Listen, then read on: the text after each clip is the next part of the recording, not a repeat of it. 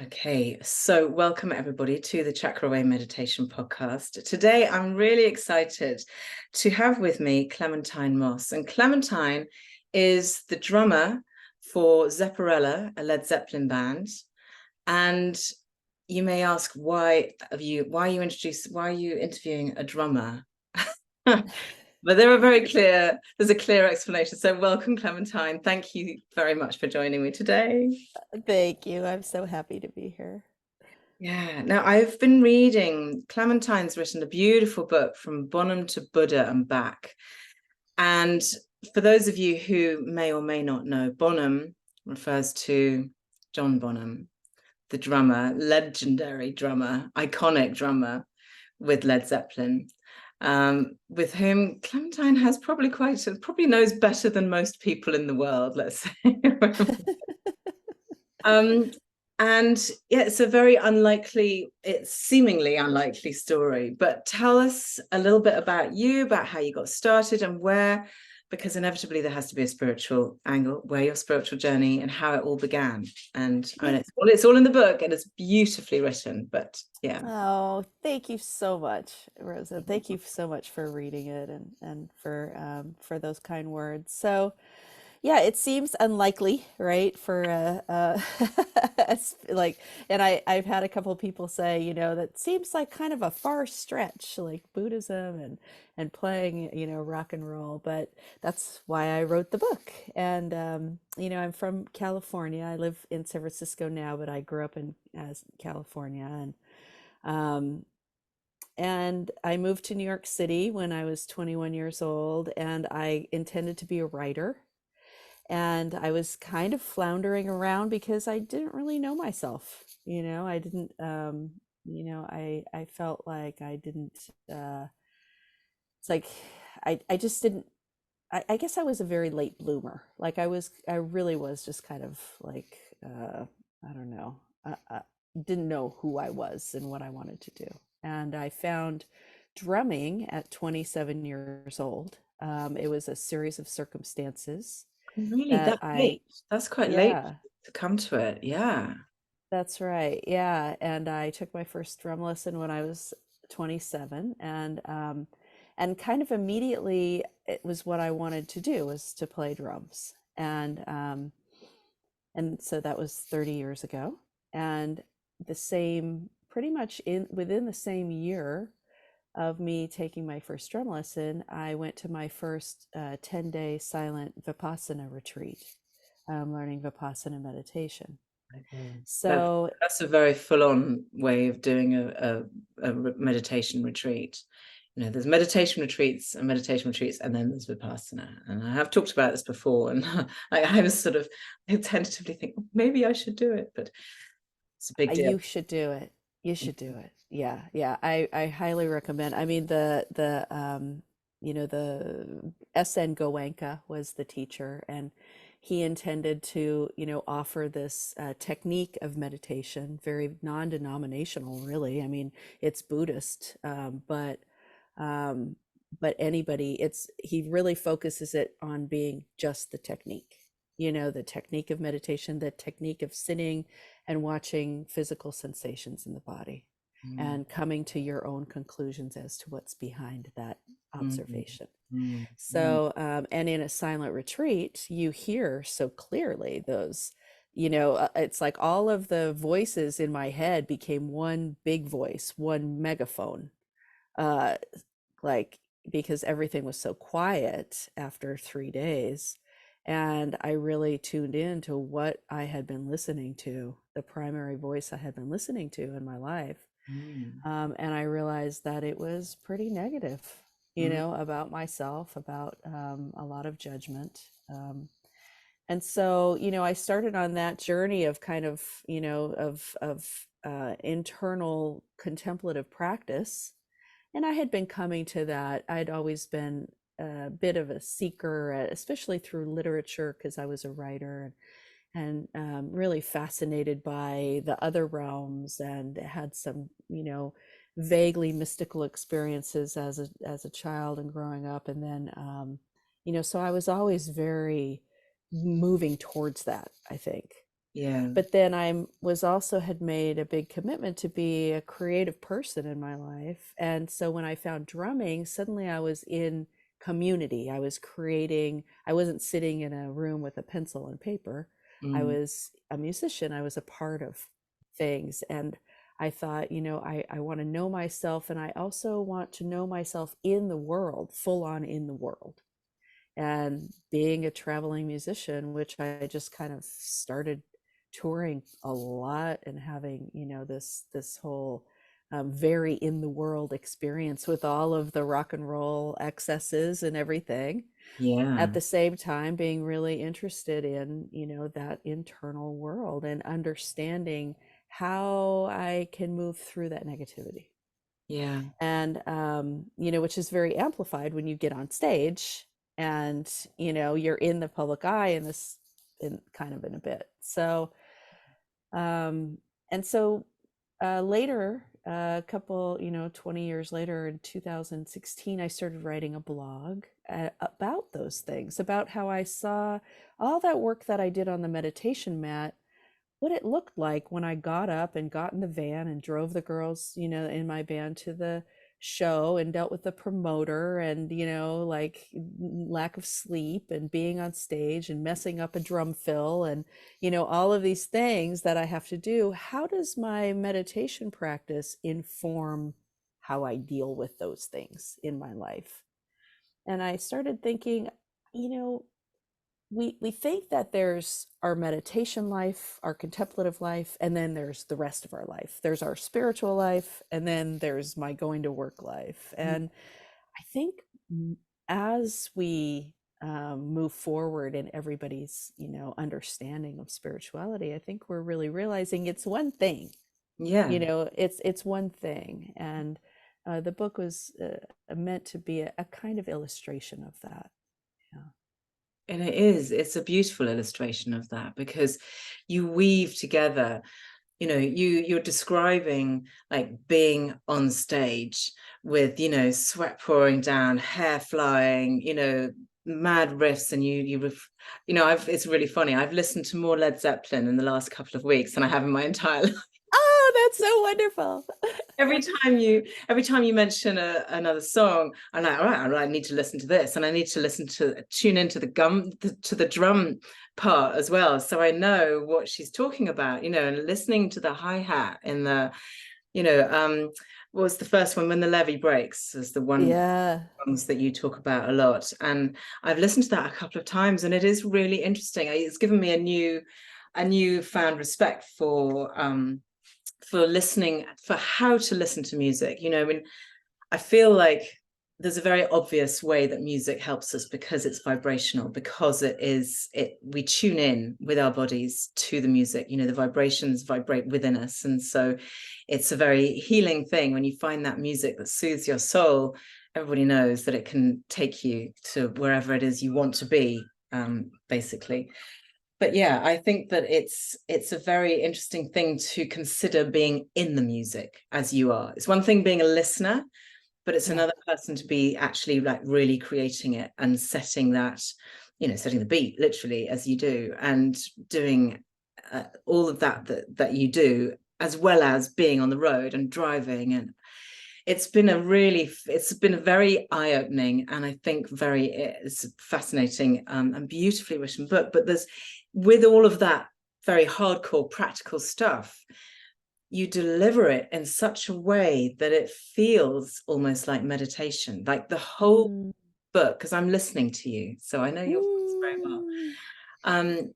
The whole book feels like a meditative contemplation. Yeah, that's the right Mm. word. That's how it feels, because everything that you do, you're observing. And Mm-hmm. is that how you, because I know when I give people a meditation, I'm just kind of trying to like drop little ideas and drop little moments of peace into their world, so that they have that moment of like, okay, that was just for me. It was just take a breath, just 15 Mm. minutes or whatever it is. But to take it into the rest of your world, it's quite easily destroyed. The minute you get on public transport or onto the highway or wherever, that Mm-hmm. peace can just just disappears. Yeah. So Yeah. how to take it from the mat into the real world is something that I know that you can speak to really well. Yeah.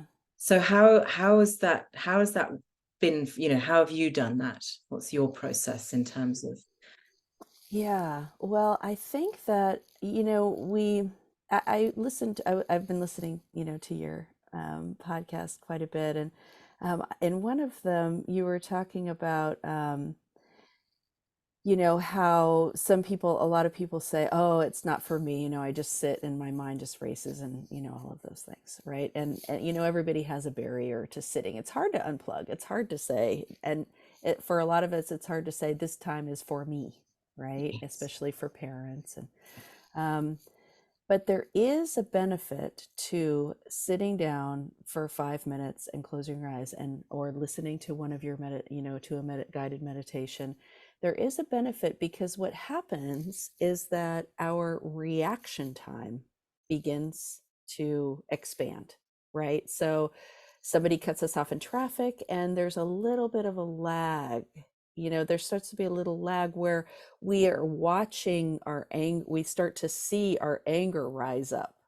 I think that we're born believing that we are our thoughts, and that we just start following our thoughts, following the trail of thought. And when you are sitting in meditation, a big benefit is being able to realize, wait a minute, there's something within me that watches my thoughts. I'm not my thoughts. I'm not my emotions, because I can see that they rise out of my past experience, out of my DNA, all these things. I have this thought, this emotion that rises up, but sitting allows you to be in that place that watches. And the more 5 minute, 2 minute time that we spend doing that, as we're moving through our life, we start to really be the observer. And so we can see our reaction time rise up. Now, I'm not saying I don't like fly off the handle and something happens and I'm like, "Rah, rah, rah," like immediately react. But I can kind of see, oh, wow, how interesting that was the trigger, like let me, next time I sit in meditation, let me bring up frustration with people who cut me off in traffic, or let me bring up that and just really see what happens in my body when that happens. Right. So I think that is, that's the big benefit. And then your life does become you're observing your life, but you're also, for a number of years, I think I was doing that, what they call spiritual bypassing, which is where I became such an observer that I stopped really feeling. I stopped allowing myself to feel. And I remember one day having a conversation with a friend who was really upset about something that had happened in the world, some terrible tragedy. And I looked inside of myself and I realized I don't feel anything. And I don't think that's right. I think I'm supposed to feel sorrow. I'm supposed to feel grief for what's happened. And then I started on a whole different kind of path. And that's what brought me to the shamanic tradition, which I'm a depth hypnosis practitioner, which is a modality that marries Buddhism and shamanism together to help people. And when I started studying shamanic technique, which is earth-based wisdom, I felt myself coming back into my physicality, into my ability to feel fully, but allow the feelings to move up, just the way I was allowing my thoughts to move through, like come through, and me not attaching a reaction to them. Now I'm allowing my feelings to come through, feel them fully, and go. Yeah. Yeah. Just before we move on, would you mind, because I can just hear your hair when you move. Oh, sure, sure. Yeah. Yeah, that's I'll okay. keep it out here. Yeah. Oh, sorry, I don't mean to put that away. I think what you're saying about that thing where we spend too much time in our heads, absolutely. I see Hmm. that. I recognize that a lot in people who do have a very very purposeful almost kind of that's their purpose in life, is to be spiritual and to spend all their time doing spiritual things and meditating, for hours on an end every day and so on. They live up here in their crown, and it's a beautiful head in the clouds place to be. But what the shamanic practice does is it roots you to the ground and brings you back down into your root, into your grounding, and that is so vital. So this depth hypnosis and shamanism, they go hand in hand, do they? Yeah, so You depth say hypnosis, hypnosis, I always think, oh, that's exciting, hypnosis. it, So it is. tell me a bit more about what depth hypnosis is. Good. I'm glad you asked me that. So depth hypnosis is created by, it's a modality created by a teacher in Berkeley, California named Isa Gucciardi. And she, if anybody should look her up. She's a pretty remarkable woman, but she created a modality, a counseling modality that marries transpersonal psychology, so Western psychological method, but the kind of method that takes spirit into account, right? It's not all about the mind. Transpersonal psychology is kind of Jungian based, taking in the bigger picture Mhm. into the therapeutic model. And then Buddhism, especially Tibetan Buddhism, because Tibetan Buddhism has a very strong tie to the shamanic tradition in Tibet called the Bun tradition. And so in Tibetan Buddhism, there's a lot of, sound and light um, uh, that comes from the shamanic tradition. Buddhism tends to, when it moves into an area, it takes on the strengths of that culture, right? So that's why there are so many different Buddhisms. Um, and then shamanic tradition. And so shamanic tradition is looked at as, in this modality, is looked at as earth-based wisdom. So a shaman, 95% of humanity has had a shamanic tradition. And a Yeah. shaman is someone who translates the messages of the natural world, including those parts of the natural world that are unseen, right? The other realms that we're not aware of in this 3D reality, Yeah. um, and translates those messages to the tribe, to the society. Mm. And so we're trained to use in a therapeutic method, we're trained to use things like soul retrieval, power retrieval, um, uh, releases, and these things that are traditionally shamanic, Yeah. but also with a very strong ethical base, in which brings in the Buddhist aspect, and using the mind, because the mind is very important in Buddhism, to be able to focus, to pinpoint, right mindfulness is very Yeah. important. Yeah. And then and bringing it into this therapeutic model. So it's been found to be incredibly helpful for things like PTSD, anxiety, depression.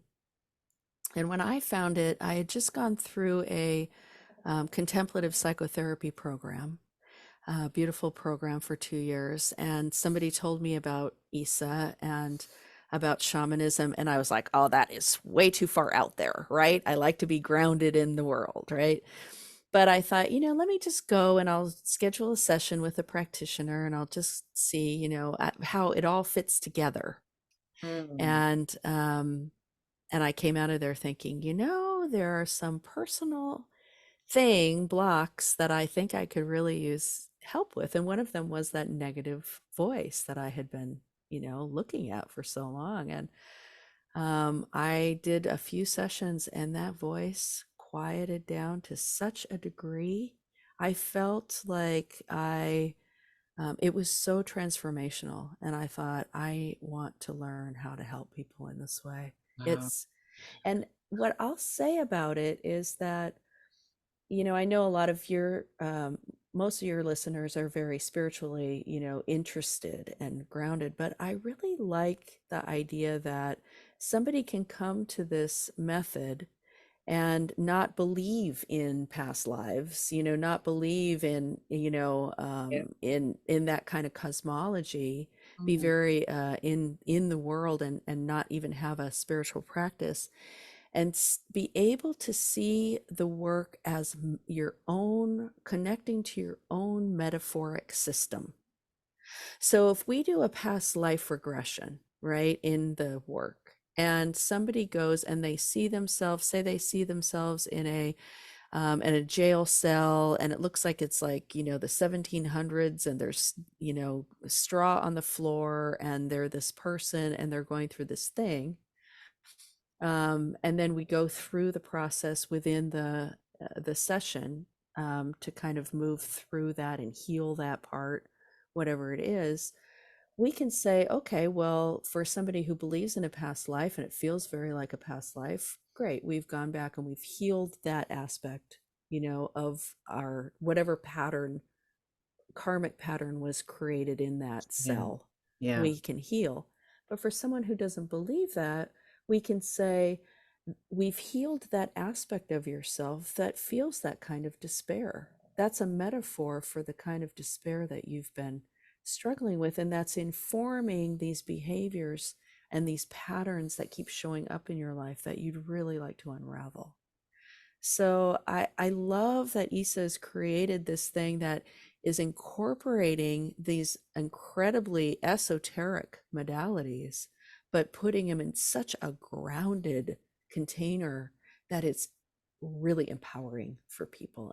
And shamanism is about creating the understanding of your own personal power. Yeah. The shaman isn't the one the shaman is the guide, but they're not the knower. You are the knower of your own power. And we're just helping people come into that power. So that's kind of a long-winded explanation, but No, I love that yeah. explanation, because what I'm hearing is that depth hypnosis is really accessible, whether you are a spiritual, out there and woo-woo as you could possibly want to be, or Mm-hmm. if you are just suffering with very 3D in yourself. Because I think wherever you are on your spiritual journey, wherever you are as a person, anybody who says, yeah, I don't have any negative voices, my inner voice is lovely, they're super kind and generous, and I'm doing a lovely job all the time, is telling lies, because I think everybody has that thing, and it's, it comes from the experiences that we've had in this life, and potentially an experience that we've had from last life. And I think that's why it's really, really useful to have such a brilliant, as you said, empowering practice that can give you access to that, even if you don't believe in it. And I think that is really, really clever, really Mm-hmm. important, because you can help everybody. Yeah, Everybody can find that, um, yeah. find healing within that. So that is very powerful.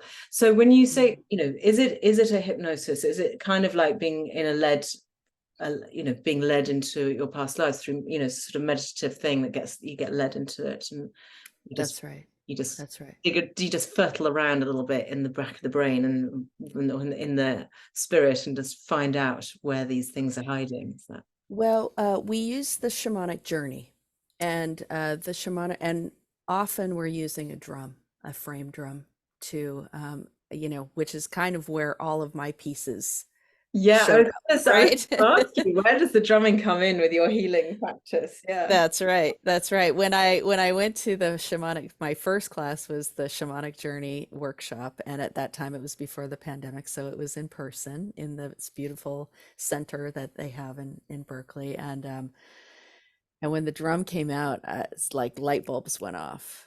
And the funny thing about that first workshop, was that I was sitting next to two people, a couple who, had just lost their teenage daughter, and um, and she was a drummer.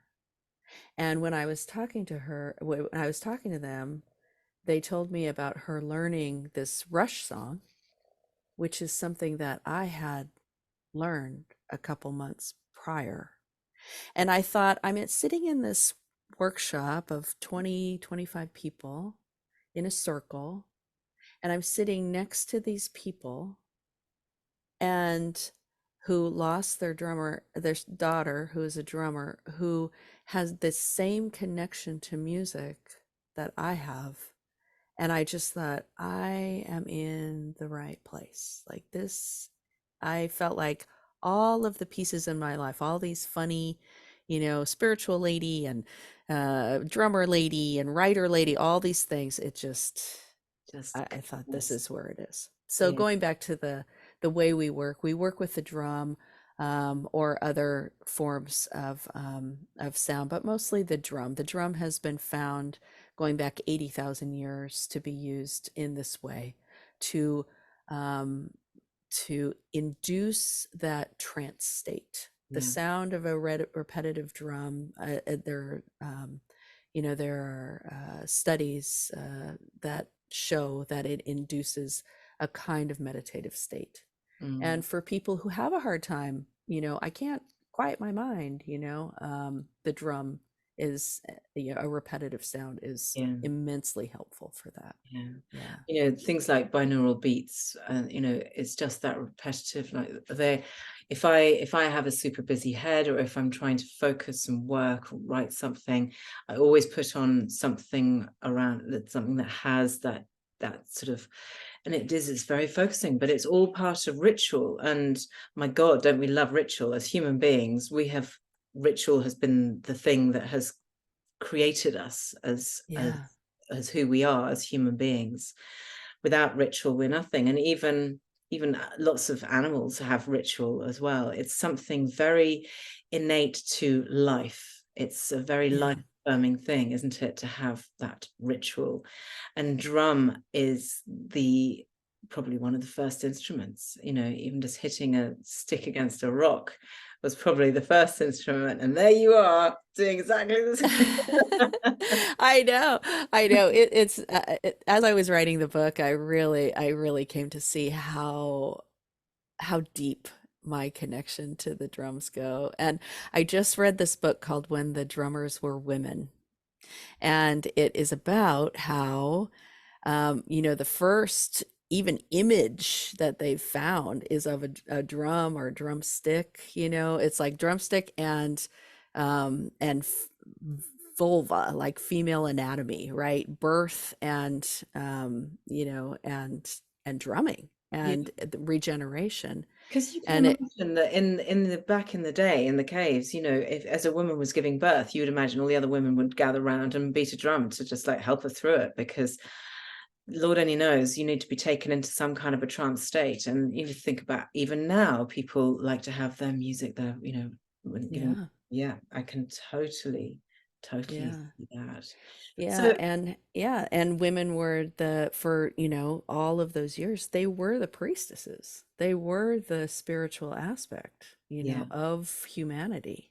yeah. Um, and when the first thing that happened, one of the first things that happened when, kind of the Western religions or the Christianity came in was they outlawed the drum. They outlawed women playing drum. Too powerful. So yeah, it's powerful. It Yeah, is powerful. yeah, So what do you I was just going to ask, because I'm just interested, like all yeah, your bandmates. I mean, Zepparella's been going for years, like you're a yeah. well-established band. Um, what do all your bandmates make of you? Do they follow a similar path? Do they join you in meditation, or do they just think, oh, Clementine's just off doing her thing again? No, I learned so much from them. I mean, Yeah, they all have their own practices and their own deeply spiritual aspects. And we do meet, and it's a experience of real mutual respect, and I think that as any musician opens to that. Anybody who is in touch with their creative side, they are open to that. I mean, a musician has to sit down Yeah. for hours on end and play repetitive things over and over. I mean, that's meditation, Yes. and I was thinking that when you were also in that piece where people were talking about how difficult meditation can be, you know, go for a walk. Walking is meditation. You don't have to, if sitting is difficult for people and movement, for me, driving can be meditation. Yes. I drive a lot, and I find that I can be just as introspective, just as contemplative when I'm driving and my body is doing something else. Basically, Vipassana is putting that front attention of your mind on something, which is sensation, moving up and down the body, observing sensation. It's making your mind busy so you can open to Mm, that mm, mm. place behind you. So a walk can do that, a run can do that, sitting and playing a guitar line over and over and over, trying to perfect it, you can do it that way. It's so I think letting go of the rule, the rules people put on themselves, I think can be very freeing and open Yeah. up to Yeah, absolutely. And yeah. Mr. Iyengar, who I trained as Iyengar teacher, sort of not so much Iyengar anymore, but he used to say he never, within that tradition, meditation was never taught because he's like, well, your yoga is your meditation. Like you're Hmm. so anything that you do when you lose track of time, where you Hmm. are thinking solely focused, concentrated on one thing, whether it Hmm. be your breath because you're sitting in meditation, or whether it be you're just trying to perfect your dog pose, and there's like all the internal battles that go along with all of that. But even if it's doodling or writing, not things that are external, so not watching television, people, I'm afraid. Because people are like, oh well, I'm not thinking about anything else but that. No, anything in which you lose yourself, and creative things, so music, art, pottery, yoga, walking, swimming, all of those can definitely be a meditation if you choose to make them such. You go, Yeah, actually, I'm just going to be, and then noticing that you're in that space where time has been suspended and you just are, right. and there's something so beautiful, so beautiful Yeah, about that. because what rises in there, how interesting to see Yeah. what it is there, yeah, what is there. One of the other things that I'm really interested to ask you about is the aspect of sound healing.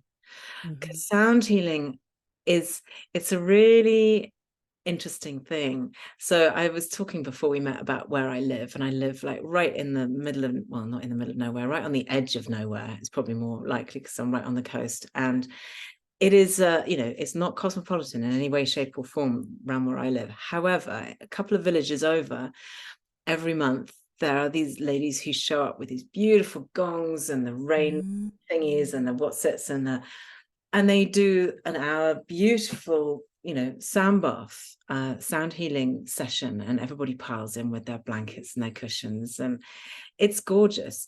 And it makes me so happy that there is, in this boondocks world that I live in, people sound healing has made it this far. But it used to be a thing where, like, yeah, I went to Ibiza, man, and we did the sound healing and it was really cool. No, you can do it anywhere. Sound healing has become really mainstream, which is so fantastic. But for you, what does sound healing, and how, because I know you do sound healing. I think you do sound healing, am I right? Hmm. Yeah. Yeah. So Uh-huh. what does it look like for you, and how did you, yeah, I mean, it's pretty clear how you got into it, but talk to me a little bit about Yeah. that part of your work. Yeah, the sound healing for me is something that is, it shows up when I'm in session with people. I'm using my voice, I'm using, especially singing bowls, but my sessions are generally over the phone, right? So I'm using it energetically. When we say when we're working, energy medicine, it doesn't have to be local, right? So in the modality of depth hypnosis, there is quite a bit of energy medicine going on kind of behind the scenes as I'm working. my guides, and so that's how it's been showing up, is just this thing that happens, like I'm called to do these things while we're working, Yeah. right? Especially when people are going through their own internal healing, their guides are healing them for, the whatever process we've just done. But I have been getting, for quite some time, I've been getting these kind of dreams and messages about how to work like with people in session in person.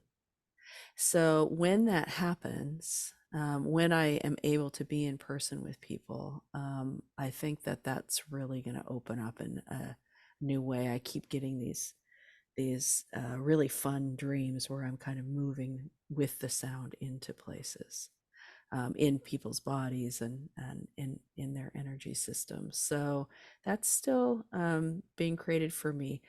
As far as that kind of sound healing that you're talking about, where you're creating for like a big group of people, I don't know if that's where I'm gonna, like, I don't know where it's gonna But take me, you do that already, Clementine. Like that's what you do when you and your band get up on stage. The people who come to you to watch Zepparella, that is sound healing for them. You are, you That's what know, I think.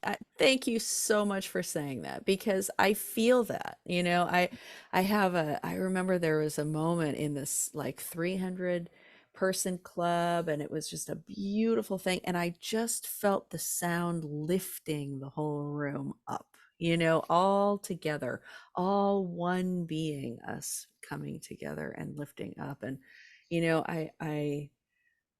I really intend to be a clear channel for that when I'm playing. Like I do really, it's so important for me to feel the music going out. And Led Zeppelin is a beautiful music to do that. I mean, it is big and powerful and kind of guy driven in a lot of ways, but really the message in all of the songs is really about love and all of its different, the ways that it shows up in our lives. And then the music is so beautiful, and that power is transportive, and it's music that has been with people at their weddings, at the birth of their children, at when they were teenagers and felt young and free.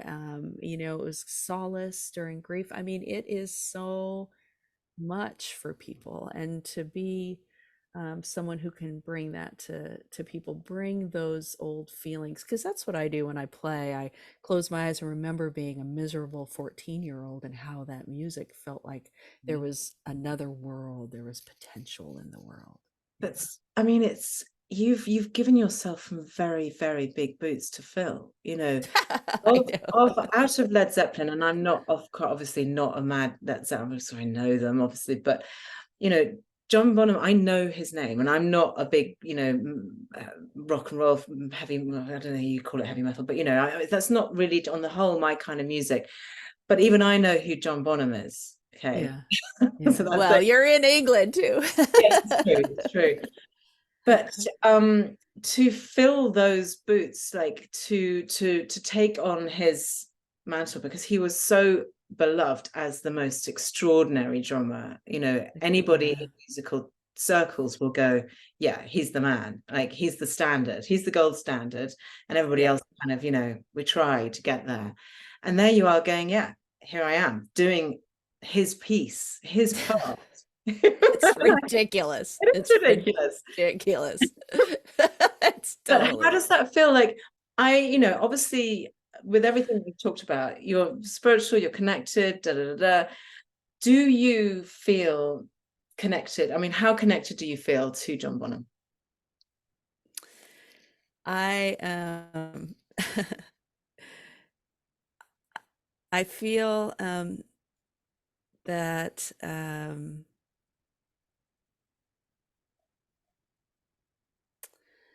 how would I say it? So, when I was 27 and I started playing drums and I started meditating, I lost my father, right? My father was very like John Bonham in a lot of ways. He was built like him. He was very loved music intensely. He was very magnanimous. He could be, John Bonham wasn't the nicest guy when he was drinking, and my dad could be, definitely had moods. So that there's something about my connection to John Bonham because my dad never saw me play drums, but he would have loved it. And there's something about my connection with John Bonham that is working something out with my relationship with my father. And I have had many dreams where I'm walking arm in arm with John Bonham, with my arm around him, where we're driving in cars, where we're, like I feel like, and then I'm getting into somebody's, the drumming is physicality. So it's like I'm getting into his body in a way because I'm trying to do exactly how he did it. And so it really is this almost intimate feeling of being in his body, and this is how he would do it, and interpreting, how he would move out of how I'm moving with this, in playing. And so the connection is in all of these different, these different levels, from the physicality of it to listening, how he's relating to the other instruments as what he played as to what I'm playing, and being like, oh, he's listening to the bass there because he's playing against the, these kind of subtle musical things. And then there's the bigger thing of somebody who is expressing himself through his creative, through his physicality, through his creative output. And I have a sense of him, he and my father were a year apart, and I have a sense of these men being of a generation that were not allowed to express their emotions. I know that from my father. Yeah. It was, Yeah. it was this that, I mean, I think that's why he died. He couldn't express his stuff, so so yeah, the connection that I feel with John Bonham. Now, the fact that I'm playing his parts, to me, I say it's ridiculous because, I mean, first of all, nobody is John Bonham, because the magic of John Bonham is the way that he interpreted time, and there's nobody else who can do it the way he did it. Just the way there's no one who can interpret it the way I do it. I Yeah. mean, everybody's Exactly. unique, Yeah. but his interpretation somehow hits some kind of basic knowing within humanity, and that's why everybody knows his name, right? Yeah. So for me to even think that I can even get close to that, I let that go, Yeah. and I just close my eyes and feel the love I feel for the music, and try to do my best, Yeah. and beat myself up for all the ways that I will never do what he does and never be him, and then just do my best, and that's all you can do. Yeah.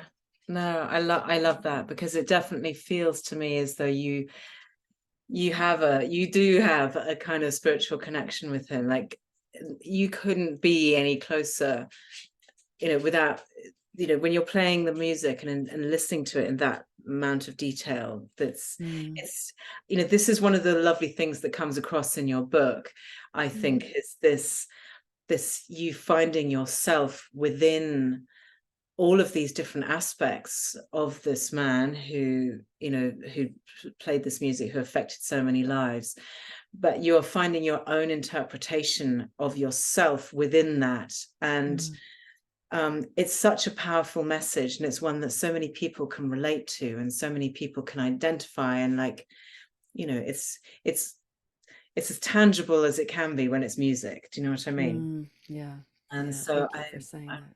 I really love that. And I think that, and it's kind of, I always think it's quite comforting to hear when people who've been working on their spirituality for so long, as you have, Hmm.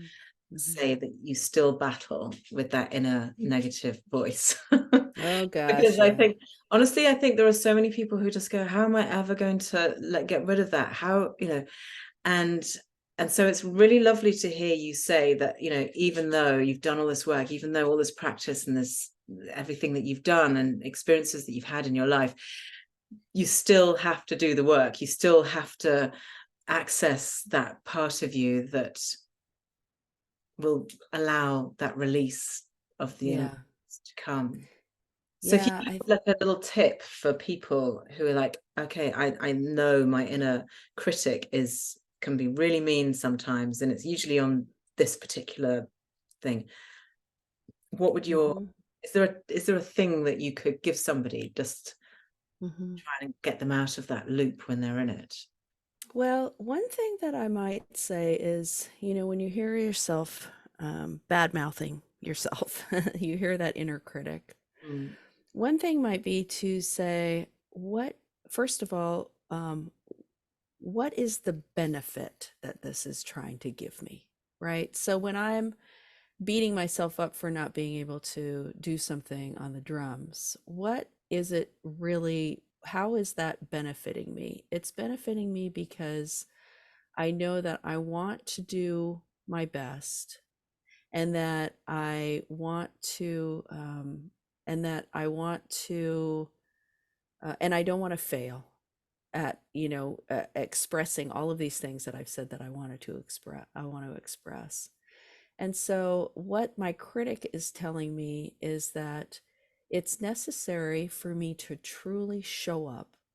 And what that means is warm up before the show, practice, not kill myself practicing, but show up for 15, 30 minutes a day to connect with the drums, and keep that flow going. And when I hear that negativity, I can say to it, okay, I messed up this time, or, yes, I'm not the best drummer in the world, but I'm going to do my best. And that's all that's required of me. I'm going to do my best. That's all that's required of me. When I have these negative feelings like, oh, you've gained too much weight, you don't look good in your clothes, nobody's going to take you seriously because you obviously can't control what you're eating, like all of those kind of things that come up, which is what, has been my that's common cross to bear in this life, right? with many I others. think, yeah, I think, okay, what is the benefit of those thoughts? And I think, honestly, the benefit of those thoughts is to help the bigger culture, to make me believe what the bigger culture is telling me about the way that people are supposed to look, about the value only particular body types.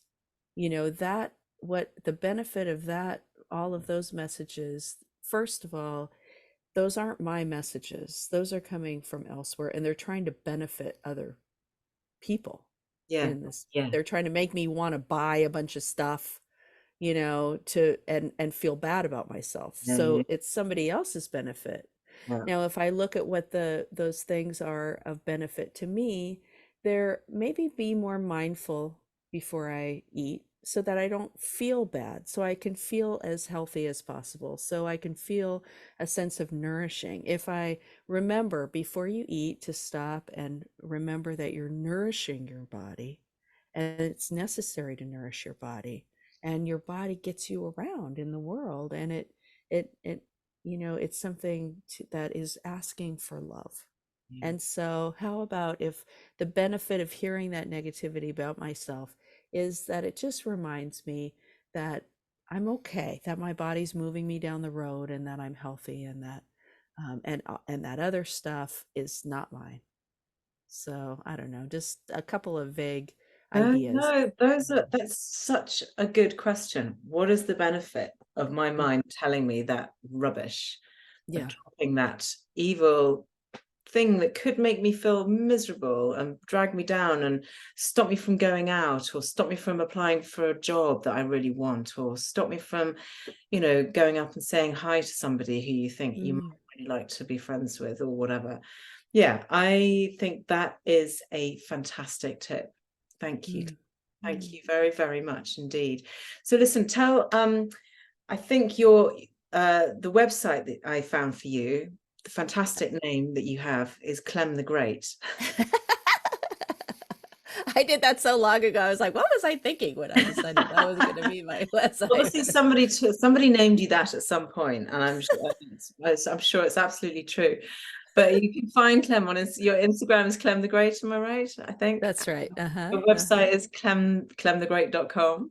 Yep, that's Yeah, it. own it. It's fantastic because you know, legendary. I do. I think, and all of your so you offer you're a depth hypnosis practitioner, shamanic practitioner, spiritual counselor, morphic awakening, and we haven't even gone there. Oh my god, we may have to come back to that. Medicine, sound healing, medicine, energy medicine, so many beautiful things you offer.